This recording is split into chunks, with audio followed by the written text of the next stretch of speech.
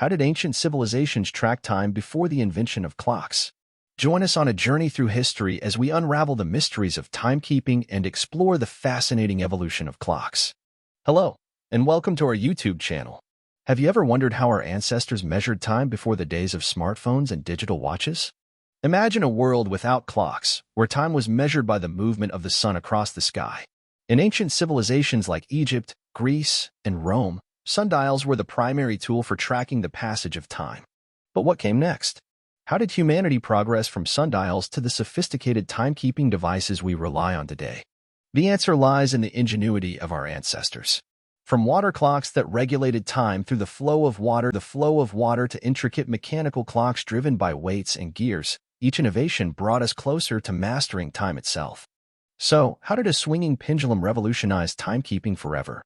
In the 17th century, Dutch scientist Christian Huygens changed the game with his invention of the pendulum clock. By harnessing the precise motion of a swinging pendulum, Huygens unlocked a new era of accuracy and timekeeping. But the story doesn't end there. How did we transition from mechanical to electronic clocks? Fast forward to the 20th century, and we witness the rise of quartz clocks.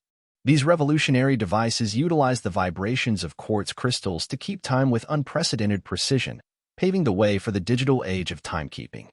And finally, how do atoms help us keep time today? Atomic clocks, which measure time based on the vibrations of atoms, are the gold standard of timekeeping.